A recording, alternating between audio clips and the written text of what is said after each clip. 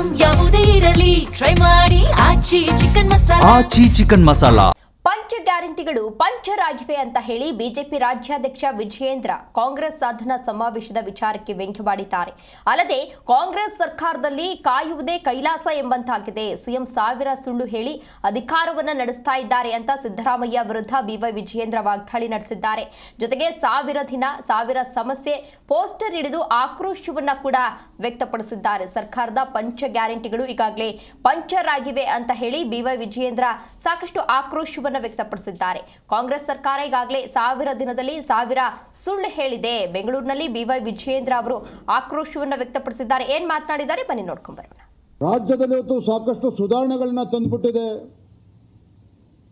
ಬಡವರನ್ನ ಮೇಲೆತ್ತುವಂತ ಕೆಲಸ ಇವತ್ತು ಮಾಡಿದೆ. ಮಹಿಳೆಯರಿಗೆ ಇವತ್ತು ಒಂದು ಶಕ್ತಿ ತುಂಬುವಂತ ಕೆಲಸ ಮಾಡಿದೆ. ಯುವಕರಿಗೆ ಇವತ್ತು ನ್ಯಾಯ ಕೊಟ್ಟಿದ್ದೇವೆ ಅಂತೇಳಿ ಬಡಾಯಿಯನ್ನ ಕೊಚ್ಕೊಳ್ತಾರೆ. ಅದು ವಾಸ್ತವಿಕ ಸತ್ಯ ಏನಪ್ಪಾ ಅಂತ ಹೇಳಿದ್ರೆ ಇವರ ಪಂಚ ಗ್ಯಾರಂಟಿಗಳು ಪಂಚರ್ ಆಗಿ ಬಹಳ ವರ್ಷಗಳೇ ಕಳೆದಿದೆ.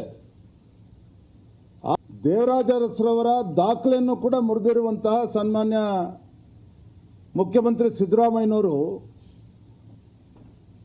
ಅವರ ಯೋಜನೆಗಳು ಹೇಗಿದೆ ಅಂತ ಹೇಳಿದ್ರೆ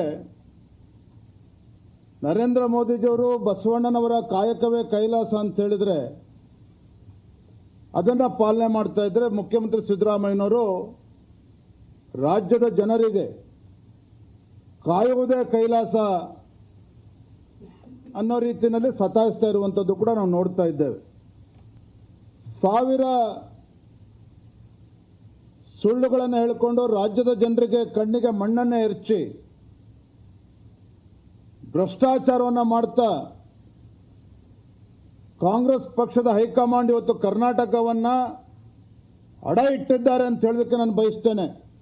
ಈ ಕಾಂಗ್ರೆಸ್ ಸರ್ಕಾರ ಕಳೆದ 2.25 ವರ್ಷದಲ್ಲಿ ಅಲ್ಪಸಂಖ್ಯಾತನ ಓಲೈಕೆ ಮಾಡಿಕೊಂಡು ಹಿಂದೂಗಳಾಗಿ ಅಪಮಾನವನ್ನ ಮಾಡ್ತಾ ಇರುವಂಥದ್ದು ಒಂದ್ ಕಡೆ ಆದರೆ ಯುವ ಜನತೆಗೂ ಕೂಡ ಅನ್ಯಾಯ ಮಾಡಿಕೊಂಡು ಇವತ್ತು ಬರ್ತಾ ಇರುವಂಥದ್ದು.